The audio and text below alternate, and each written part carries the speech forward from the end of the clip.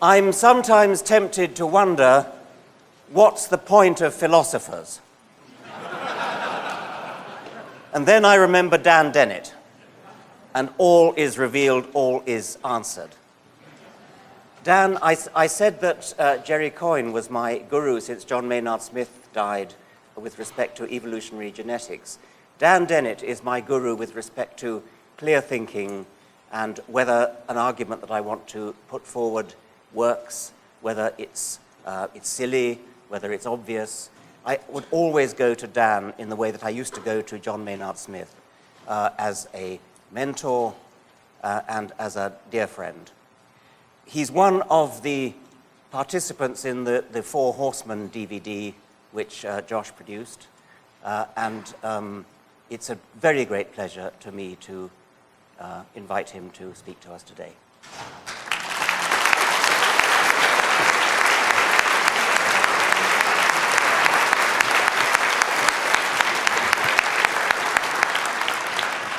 Okay, so I'm going to talk about the evolution of confusion. And since this is Darwin year, I do have to acknowledge at the start that there's pretty obvious why I get invited to give Darwin talks.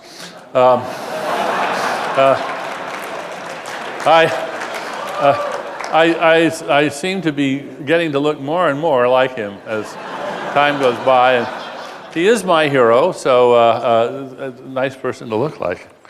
But in any case, what I'm going to talk to you today about is complexity in religion and design in religion.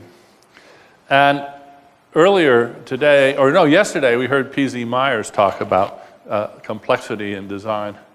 And I thought it would be interesting to look at a couple of interesting examples. What do we see here? We see two remarkably similar configurations. There's dark rocks at the center of a ring of lighter colored rocks, all of about the same size. And one of them is an example of design, intelligent design, and one of them isn't. You may already know the answers to them, but I'll just tell you what they are. The one on the left was an Andy Goldsworthy sculpture. And the one on the right was a patterned ground created by self-organizing freeze and thaw patterns in the Arctic. This was actually a cover story in Science back in 2003.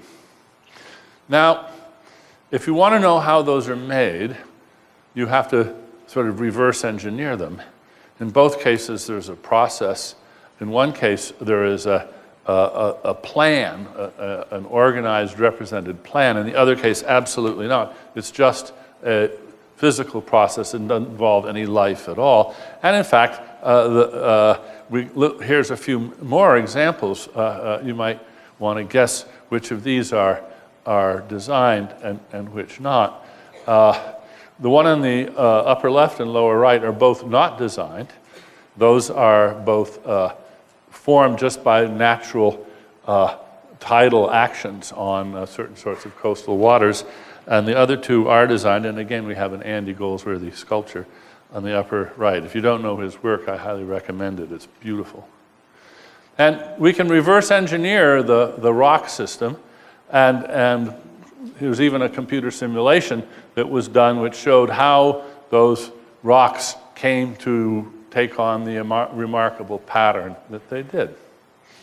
So what I want to do today, though, is talk about reverse engineering religion. Now, when you reverse engineer anything, you want to know how it works, what it does and how it does what it does. And one way to figure out how it works is to see if you can get it not to work.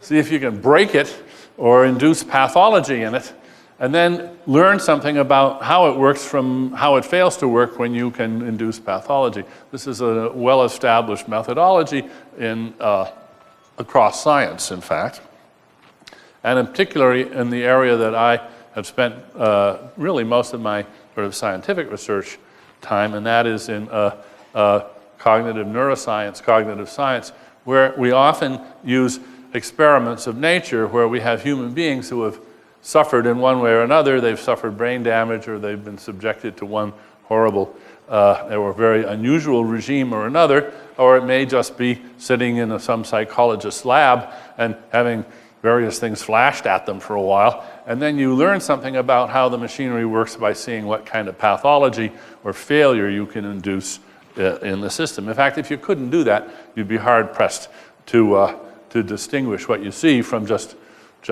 magic or something. We have to understand how these things work. So now, what are the pathologies of today's religions?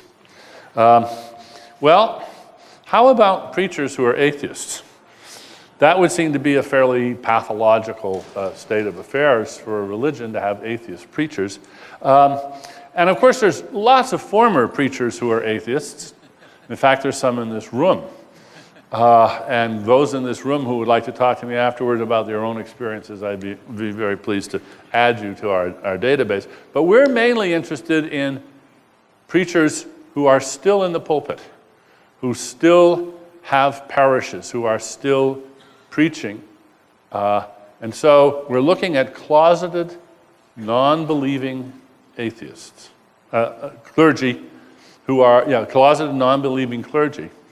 And we have found, for this pilot study, 6 volunteers. They're between the ages of 37 and 72. Just 1 woman, 5 men.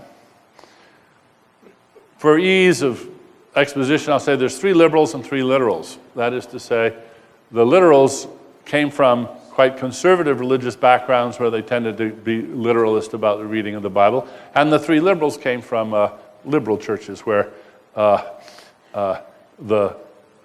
wiggle room in understanding Scripture was already established in their childhood.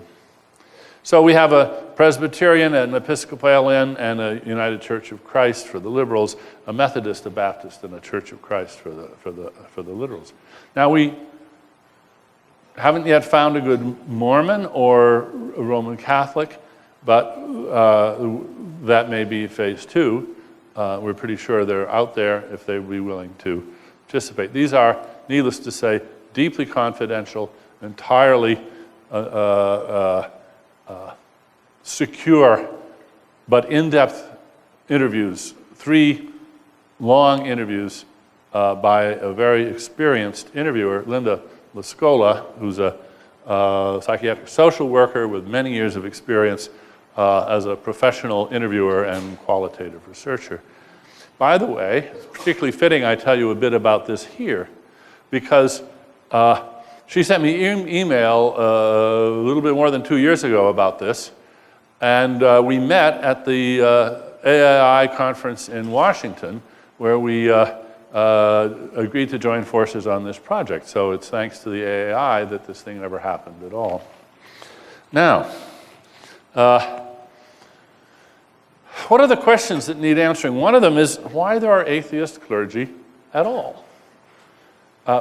How does this come about? You might think, it's very strange that an institution like a church should end up with, among the professionals in the official pay of the church would be people who were atheists, and yet the reasons why there are atheist clergy are not so hard to find. We might call it the not-so-tender trap. First, I'm going to describe the trap, and then the more curious question is, why does the trap exist? But what's the trap? Well, you're a clergyman, and you lose your faith, and you contemplate leaving the church, and it is a vertiginous, nauseating, scary prospect. As they say, what about my mortgage? What about my wife and kids? What about the financial bind I've been? If I walk away from this job, I have no security. I don't have any training for any other job. So some of them are really locked in by financial considerations, and I'm sure we can all sympathize with that sort of predicament. Also, as I just mentioned, lost opportunities for training. This is all they know how to do. How are they going to make a living? How are they going to support their wives and families? or their husbands if they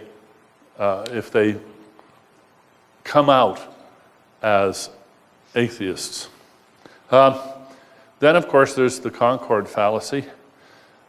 It is extraordinarily difficult to say, it's not so hard to say to yourself, interestingly enough, but it is very hard to say to the rest of the world, oh my, I have wasted the last 40 years of my life.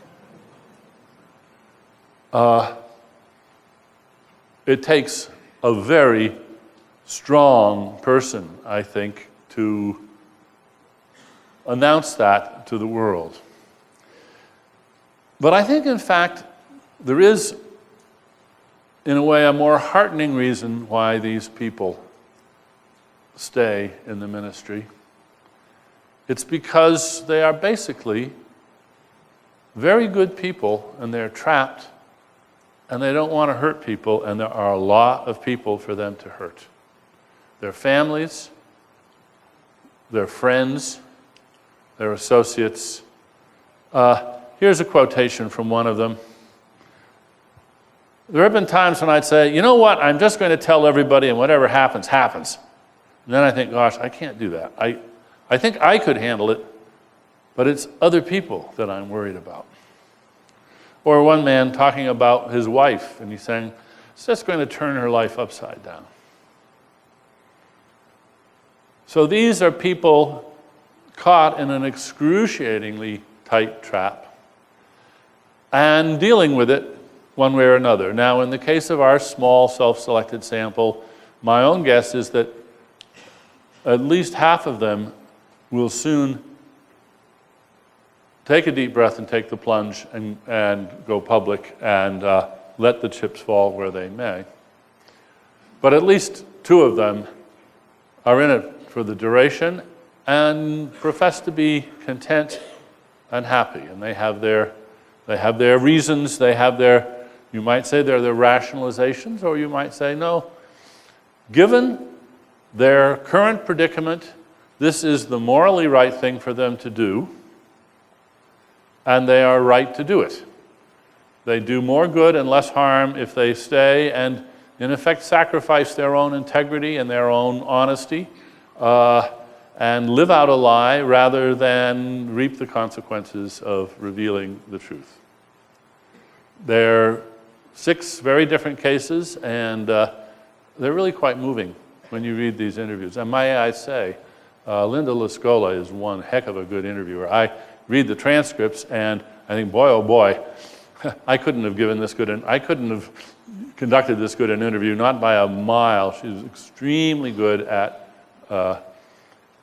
securing and deserving to secure the confidence of the interviewees, and then probing gently but very firmly, probing.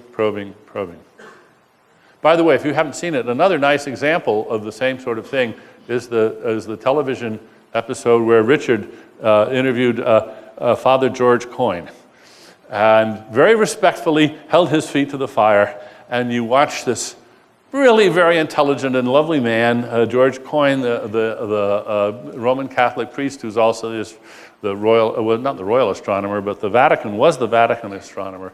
And to watch him tie himself in knots, trying to deal with the conflicts between his church and his science, it's a stunning example.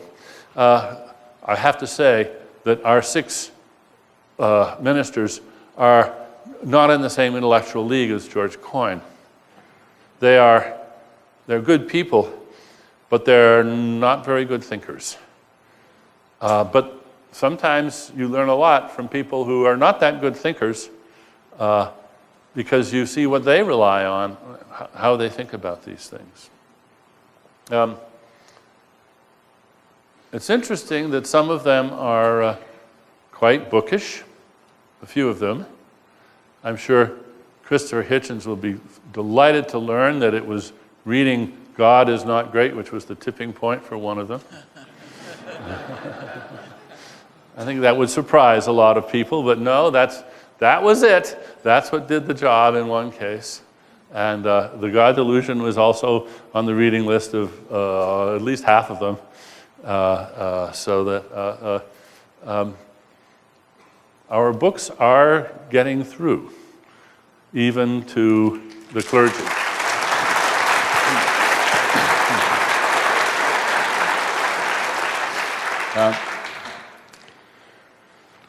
Well, how did they get in this pickle? First of all, they all think that they are the tip of the iceberg. They all think that there are lots and lots of closeted atheist clergy, but they don't know. One of the most interesting things about them is that although they have this conviction, they have no way of testing it that they dare do. They're scared to raise the issue even with their closest friends in the clergy. And again, when you probe them on their lives, it is just wonderfully or eerily or sadly reminiscent of the plight of homosexuals back in the 50s. They don't have any gaydar, or they don't trust their gaydar, and they're terribly afraid of coming out to the wrong person.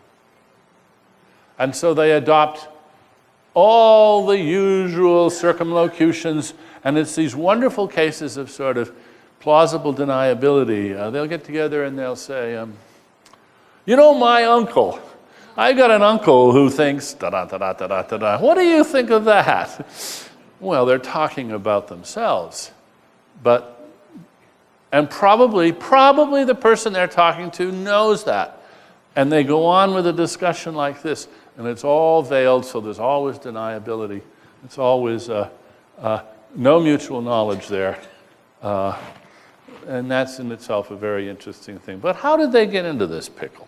Well, it turns out that they have a lot in common, even though, as I say, they come from quite different backgrounds. And how did the trap come to exist? Well, let's talk about how they got in the pickle in the first place. It all goes back to seminary. When they go to seminary, they basically are initiated into a secret brotherhood, sisterhood, fatherhood, a secret society. And it doesn't make much difference whether the seminary is conservative or liberal.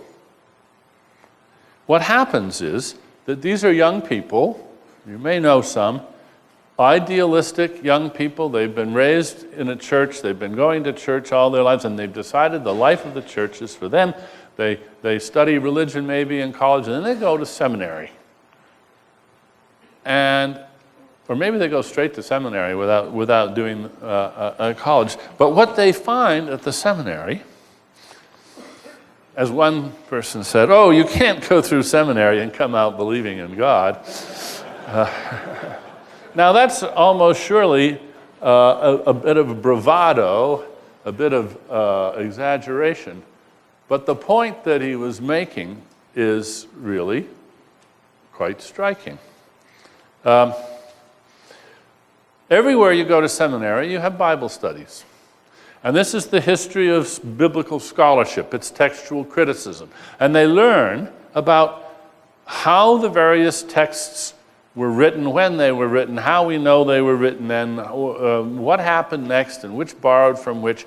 And they get a pretty good dose of textual criticism on how the Bible was compiled and how various texts got included, and after sort of political arm wrestling of various sorts, other texts got excluded. And so they learn about how the Bible was put together. That's not what they learned in Sunday school. And their response to that is striking. The literals, many of them, are angry. They get very confrontational with the professors, and they refuse to accept what they're being taught in class. They realize that if they want to get a good grade and the passing grade in that class, they're going to have to spew back this terrible stuff. They are not convinced by it at all, whereas many are convinced or at least bothered. And in any case, the cat is out of the bag. They get an introduction to what's known by scholars about the recension of the texts. Now, in itself, I think this is a very interesting and, in fact, very hopeful sign. Because even in conservative seminaries, even, for instance, in Baptist seminaries, you get that scholarship. Apparently, it's very hard to find anybody who will be a professor of Bible studies and not tell the truth. And so, the love of scholarship, the respect for evidence, is playing a subversive role right at the heart of the training program of young clergy. Now, this is not news to people in religion. There are several books which recount this in great detail. Bart Ehrman's book, Misquoting Jesus, is a very good example. He is a very distinguished biblical scholar, and he started out at the Moody Bible Institute in Chicago, which is one of the most conservative in the country, where the professors had to take an oath. They had to sign a statement that they believed that the Bible was the inerrant Word of God. But still, they taught the history of the recension of the texts. And this bothered young Ehrman because he couldn't put this together with well, if it is the inerrant Word of God, then it's really, really important that we figure out which of these many versions is God's version, because it's the only one that's inerrant. And he found that his professors were not all that interested in that question. They'd sort of abandoned the idea that there was one version which was the inerrant Word of God, even though they'd signed on to that. So that began Bart Ehrman's life. I guess he was ordained at one point, but he's a professor of biblical studies now, a very good scholar, one of the leading scholars in the field. And this is a book about how this politically and in the scholarly and political history of this development. Another book which is often mentioned in the same regard is Jack Good's book, The Dishonest Church. Now, Good is a former minister who is really outraged by the chasm between the laity and the clergy, where the clergy, they all know these secrets, and it's a conspiracy to keep the secrets from the parishioners who can't handle that kind of information. Now, a lot of young people get to seminary, they confront this, they get outraged, and they walk away, and lucky them, they dodged a bullet, because they got out while the getting was good. Others, and I wonder if you reflect on yourself, when I look at their lives and think, what would I have done at that point if I'd made that investment in going to seminary? Would I have hung around? Would I have thought, well, let's see, maybe we'll see and see if I get ordained? And the temptations to stay with the program along the way are surely great. And after all, these people go in with really pure intentions. They want to help the world. They want to help the world by doing what everything in their childhood said, this is the way you do good. There's hardly a better way of doing good than this. And then they get to seminary and they discover that. Of course, a skill that is taught in seminary is how to put a spin on the truth about the Bible. Now, there isn't a course called How to Put a Spin, needless to say. No, it's taught by example, sort of in every class. They learn from their professors about how clever ways of talking can glide you over these problems and provide you with things that you can say to the parishioners that are, if you squint just right and get the light just right, they're sort of the truth about what you know. How to avoid divulging the truth about the Bible. This is what they learn. Well, at this point, I began reflecting on a question that I'd asked myself in the past. Why does theology exist? I mean, why? Why are there people who devote their lives to being theologians? It's sort of like string theorists. You think, is it? And for years, I thought it was just sort of just an excrescence, a byproduct of the way cultures treat religions. And you think that over the centuries, there's always going to be some curious and pretty smart people who just can't quite get their head around the standard stuff that they hear from the pulpit. And they don't want to abandon it, so they cast about for presentable ways of recasting that material in terms that they can be intellectually comfortable with. And since they're very clever, they come up with all sorts of interesting stuff. And if they're really, really, really clever, they may even end up inventing modal logic or coming up with some important advances in philosophy simply in the course of their campaign to figure out some way of couching what they believe they ought to believe and profess in terms that satisfy their sense of intellectual integrity. So I thought that it was a sort of encapsulated scholarly, taking in each other's laundry. And to some degree, I think that is what it is. And heaven knows the academy is full of pockets of very clever people doing stuff very well, where you wonder, why on earth are they doing it? I like to quote Donald Hebb, one of my heroes, the great Canadian psychologist, who once said, "If it's not worth doing, it's not worth doing well." You think about it, and you think what decimation this would do to academics if we applied it rigorously. There's a lot of people out there doing very well, very, very well, very professionally, things that probably aren't worth doing. And I thought that theology was one of those, but I've come to realize that it does actually have some users. There are some people who avail themselves of the work of the theologians. And who are they? They're the ministers who have to have an answer to what can I say to the parishioners.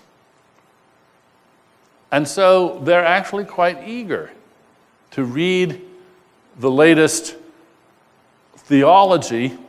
Give them, and theology, of course, changes as times change because parishioners have different issues and problems and questions. And so there's always apparently a market among some clergy for new ways of responding to those embarrassing questions that they get from parishioners, and that's fed by the theologians. Now, some of the theologians, of course, go too far.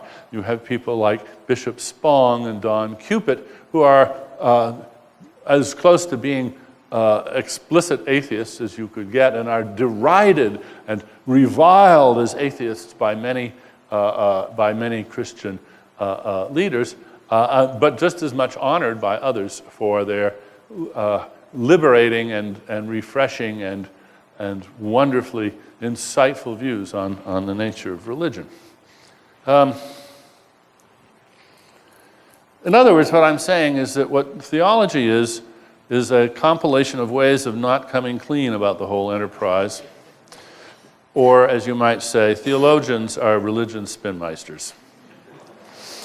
That, I think, that's what theology is today, and I see no reason to believe it isn't what it's always been.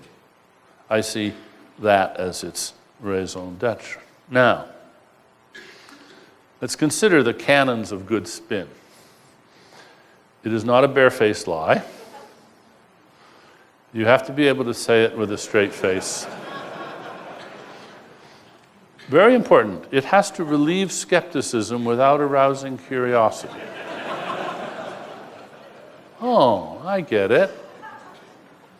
Oh, I get it. Oh, well. All right. And it should seem profound. Now,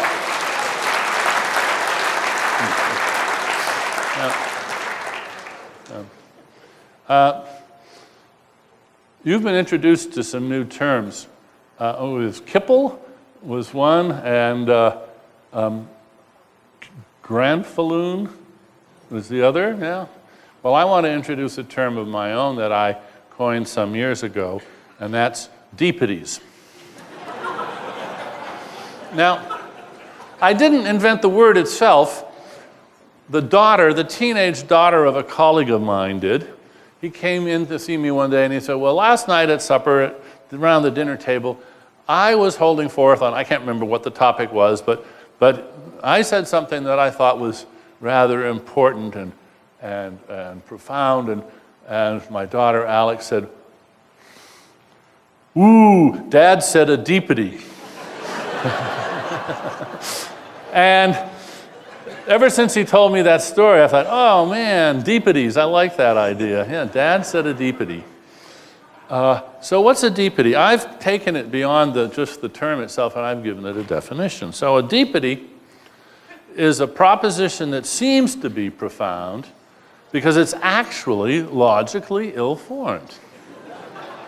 It has at least two readings and balances precariously between them. On one reading, it's true, but trivial. On the other reading, it's false, but would be earth-shaking if true.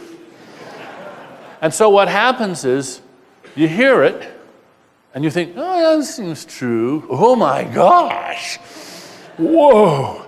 And then you got yourself a deepity. So to help you get on with the term, I want to give you an example of a deepity. Are you ready? This is going to be pretty profound. Everybody's sitting. That's good. Yes. Love is just a word. Oh, wow. Oh, wow. Love is just a word. Now let's just walk through it. Here's the first reading. Love is just a word. That's true. It's trivial. It's a word. It begins with an L. It's got 4 letters. It's comparable to cow is just a word, and cheeseburger is just a word, and so forth, for any word you like. So there's the true trivial reading of the sentence. Then here's the other one, which is, just take those quotation marks off. Love is just a word. Oh, really? Oh, my. First of all, it's false. I mean, whatever love is, it isn't a word. It may be an interpersonal relationship. It may be an emotion. It may be the most wonderful phenomenon in human psychology, or it may be an illusion. But it isn't a word. It is not a word. You can't find love in the dictionary. Right? That's almost a deepity.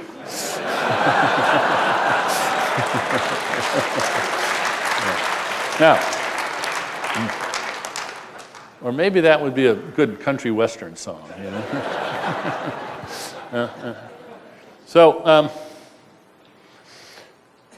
what these are, and this is one of the common forms of deepity, it's really an elementary mistake. I catch my students in their essays doing it all the time. We have a name for it. It's called a use-mention error. It's confusing the use of the word with the mentioning of the word. That's why we philosophers get really nitpicky about saying you got to put quotation marks around words like that, because otherwise you have an ill-formed sentence. If you want to talk about the word love, put it in quotes, because you're mentioning the word, not using it. Okay? That's a use-mention error. It is such a common mistake, such an elementary mistake, that UME, I write it in the margin, you know. UME, use-mention error. So this is not, as it were, sophisticated stuff. This is a very common mistake. Now, Richard every now and then asks me, well, what's the point of philosophy, or why are there philosophers? You know?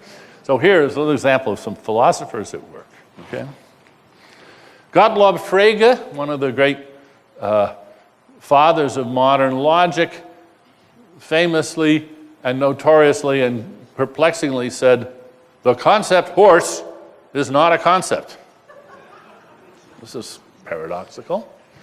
Now, what he meant by that, if you're interested, and there's no particular reason to be interested, but what he meant by that is that given his theory of concepts, only predicates are really the names of concepts, and the concept horse is, of course, a subject. And so that's not going to be a concept.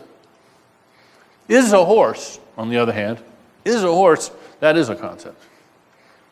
Well, philosophers don't agree about Frege, about whether Frege is right about the concept horse is not a concept.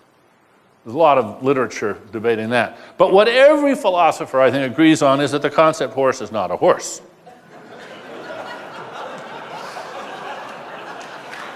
You know, you can't ride it. It doesn't have to be fed hay.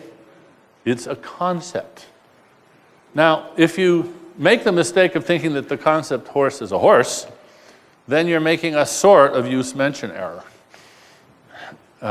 with concepts instead of words as the problem. So there's a kind of use-mention error here. And this use-mention error is actually very common in theology. We see it all the time.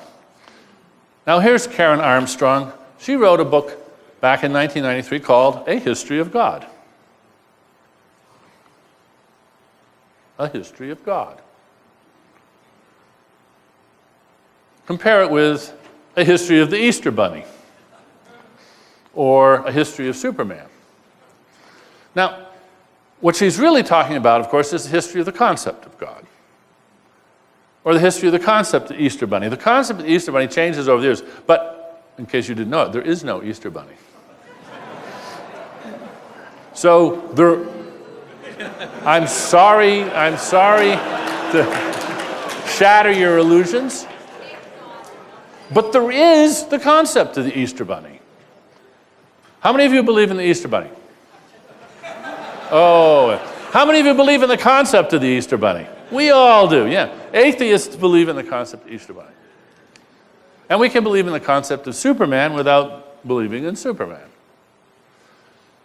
And yet this confusion between the concept and the thing it's a concept of is very creatively used by many people in theology.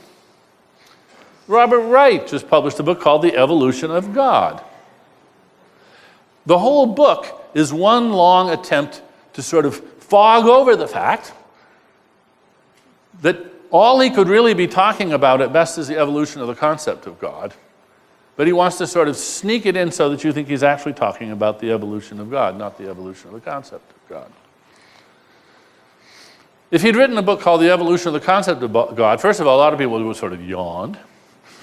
They'd say, yeah, there's quite a history there. And it would be like the evolution of the concept of the Easter Bunny. It would not imply anything about whether God was real, but just whether the concept was real. And we all, how many of us believe in the concept of God? Yeah, right. In other words, the whole book is a one big use-mention error. Rodney Stark, One True God, Historical Consequences of Monotheism, is a similar book. Here's what he says. All of the great monotheisms propose that their God works through history. I plan to show that at least sociologically, they're quite right. God works through history. Sociologically, they are quite right. That a great deal of history, triumphs as well as disasters, has been made on behalf of one true God. What could be more obvious? Yeah, the whole thing is a use-mention error.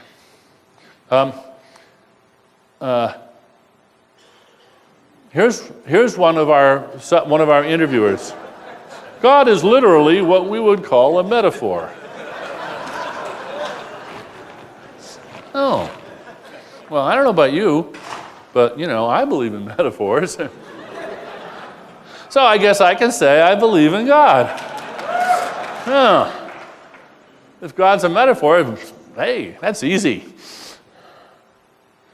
Or this is a different dodge, but You'll recognize it. When I lived in New Mexico, I heard these Native American storytellers tell creation stories or other stories about their tribe. Then they'd say, maybe it didn't happen this way, but the story's true. Meaning there's truths in the story, but they're not literally true.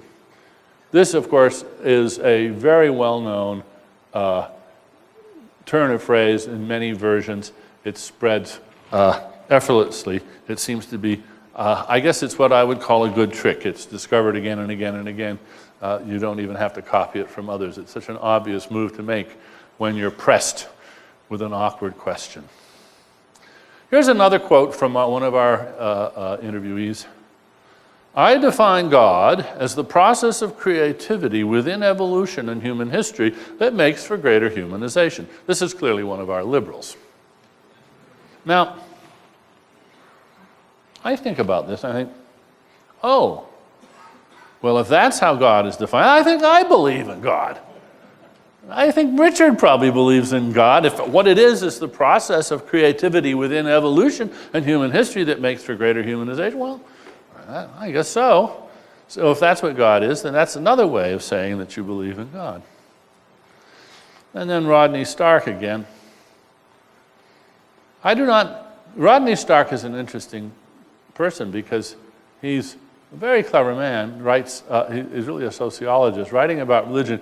He clearly likes religions that are, he wants an anthropomorphic God. He thinks a God that you can't make bargains with, that you can't pray to, that you can't make promises to and expect returns from. He has a sort of economic theory about this. It's an agent you can bargain with.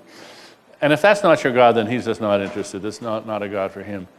I do not mean to suggest that this portrait of God is the product of conscious human creation. No one sat down and decided, let's believe in a supreme God, surround him, her with some subordinate beings, postulate an inferior evil being on whom we can blame evil. Rather, this view tends to evolve over time because it's the most reasonable and satisfying conclusion from the available religious culture. Well, now, as you read this does seem to be a sociologist talking about the evolution of concepts, about cultural evolution, about the sort of mimetic transmission of these ideas. Then he puts a wonderful footnote on it. Nor am I prepared to deny that this evolution reflects progressive human discovery of the truth. In other words, in case you wondered, I'm not saying it's all just made up, it's all just a fiction. It might, for all we know, be getting, like science, getting closer and closer to the truth. Even though he's just described it as a process which would not, unlike science, have any reason for us to suppose it was the sort of process that would tend to get us to the truth rather than to a particularly satisfying falsehood. Now, back briefly to Karen Armstrong. On Fresh Air a week ago, she said, God is no being at all. Now, this is interesting. Compare 1 with 2. No being at all is God. Now, 1 is sophisticated theology. 2 is crude atheism. She's really down on crude atheism. Trouble is they're logically equivalent. If you put them into the predicate calculus, they come out with exactly the same formula. So they mean the same thing. But one of them is sophisticated, and one of them is that crude, primitive atheism that the Four Horsemen represent. And at this point, I think you can begin to see, I'm beginning to see more and more what I'm going to call the transparency of theology. That is, when you look at how it's conducted and how it's just so obvious. It's like a magician doing a trick where you can see the card up his sleeve. It's just, and I was thinking about this. I was talking with Richard last night, and it reminds me, some of you will know this and some of you won't. How many of you remember John Lovitz and the compulsive liar?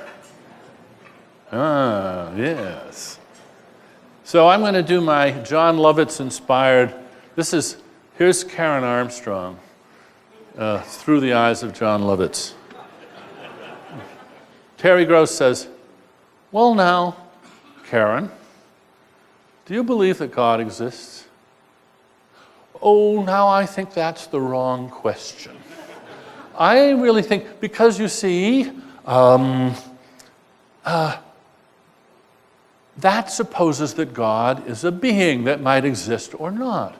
But God is no being at all. No, God is no being at all. In fact, God is being itself. Yeah, that's the ticket.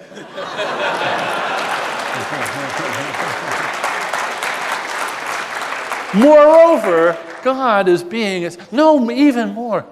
God is the God beyond God. It rings off the tongue so nicely. And you can see that this is what theologians are doing. Now, having encountered this with Armstrong, Richard reminded me that he'd already exposed her. In his response to Karen Armstrong in The Guardian about a week or two ago, if sophisticated theologians or postmodern relativists think they're rescuing God from the redundancy scrap heap by downplaying the importance of existence, they should think again. Tell the congregation of a church or mosque that existence is too vulgar an attribute to fasten onto their God, and they will brand you an atheist. They'll be right.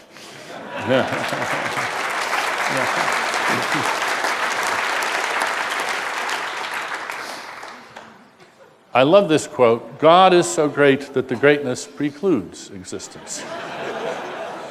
Now that's really deep. Now that's, And what I particularly love about it is that this was said by Raimondo Panikkar in 1989, and some years earlier, the wonderful novelist Peter de Vries parodied this very idea in a hilarious book called The Mackerel Plaza. It's a novel, one of his funniest. De Vries is an interesting man. Like Stark, he likes his religion anthropomorphic and bold and conservative, and he hated liberal, sort of suburban liberal Protestantism. He really didn't like that. And so he wrote a novel which has a character, Reverend Mackerel, who is the epitome of suburban liberal preacher. And there's a hilarious sermon, and the punchline of Mackerel's sermon it's one of my favorite lines of all times. And so, dearly beloved, it is the final proof of God's omnipotence that he need not exist in order to save us. Yeah. Now, Richard was asking me the other day, he and Christopher and Sam, less me, but I get a little of it, are often accused of being philosophical Philistines, crude, untutored people who shouldn't mess with sophisticated complexities in the field of philosophy. And he wanted to know, did I think that it was true, and that what philosophy should he read if he should repair this damage? I said, no, I just don't think it's true. I don't think it's true. I think that theology, and particularly philosophical theology, is a pseudo-sophisticated mug's game, and there's no reason to learn any of it because we've just seen some of the best of it, and it's full of I think, willful obscurity and willful use of deepities. So instead, what we should think about is the evolution of the God meme. And here, this is in a way partly a response to something that Pashby was talking about yesterday.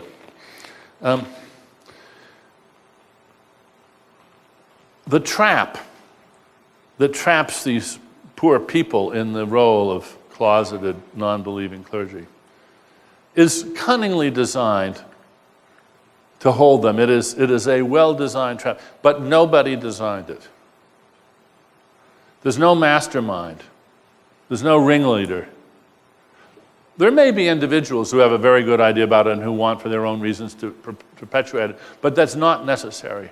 I think every detail of that institution, of that set of circumstances could arise by nothing other than natural selection, blind variation and selection, where these are such potent features of the institution that they get prolonged and become self-perpetuating, in spite of the fact that nobody really has to be their shepherd, their steward. They take care of themselves quite brilliantly over time. In the paper that Linda Lascola and I are going to write, we're going to look at that claim in more detail. What we have here, as so often in biology, is reasons without a reasoner. There's lots of reasons why biological structures take on the shapes they do, and why bones are the way they are, and wings and eyes and brains and proteins. There's lots of answers to a lot of why questions. And there's the reasons that we invoke are reasons that are not represented in the mind of God, nor are they represented anywhere until they're represented by the biologists that figure them out. What they do is they shed light on the processes, the blind, unreasoning processes which have gradually homed in on those reasons, because by default, this is what Darwin realized, that when you have offspring, some will die and some will live. Some will die for no reason, some will live for no reason, but there'll be a reason why they did better than the others. Those reasons tend to be perpetuated and honed and sharpened and built upon, and in that way, the process of natural selection gradually identifies and in effect endorses reasons. That's reasons without a reasoner. Now, when I talk this way, I recently have discovered a new term for this. It's called adaptationist paranoia. And there are two books that have recently been written which talk about this. One of them is by Richard Francis, and one of them is by Peter Godfrey Smith. I'm not going to give you the titles because the Godfrey Smith book is a really fine book, but it has this one, I think, big lapse, is that he buys Richard Francis's idea of and term adaptationist paranoia. And this is basically the same line that Gould and Lewontin championed 30 years ago, which shakes a finger at adaptationists and says that's not a good methodology. Well, no, it's a hugely successful strategy of research in biology. It can be overdone. There's such a thing as doing bad adaptationism. But if we do it right, we ask lots of why questions. And very often, we get really interesting answers which we can then use to test empirical hypotheses and make predictions. So I'm sticking by my guns and recommending that when we reverse engineer religion, same as when we reverse engineer birds or trees, that we look for the reasons why the parts are the way they are. And very often we're going to find that there's very interesting reasons indeed. And applied to cultural designs, it's actually the antidote to paranoia. We've had hundreds of years of social historians and critics and theorists looking at human culture, and particularly at religion, and seeing, like Paley, seeing all the design, all the cunning in the institutions. And because they're not used to evolutionary thinking, they think they've got to postulate a clever designer. These are the clever priest, the evil priest, the mastermind priest theory of how religions get established. No, we don't need masterminds at all. Just like beetles, or for that matter, palm trees, religions can benefit from adaptations that neither they nor anything else understands. The understanding comes later in the analysis, not before in the process of creation. Now, if we want to extinguish religion or encourage it to mutate into benign forms, we need to understand how it works and why. Thanks for your attention.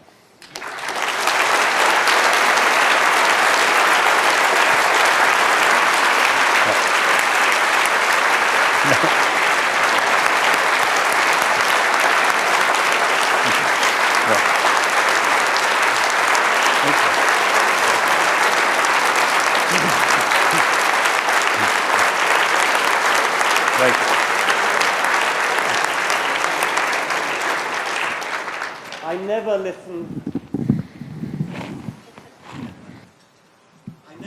to a talk by Dan Dennett.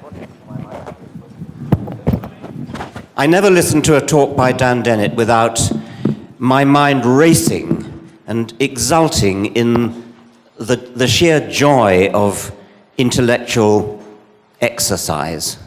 It's been a fabulous talk. Thank you very much, Dan. Thank you.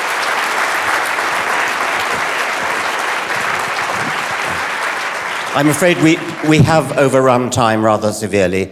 Dan has said that he will try to discover the missing link, yes. Yes, and so we'll leave it to that. So thank you, Dan, very much. Okay.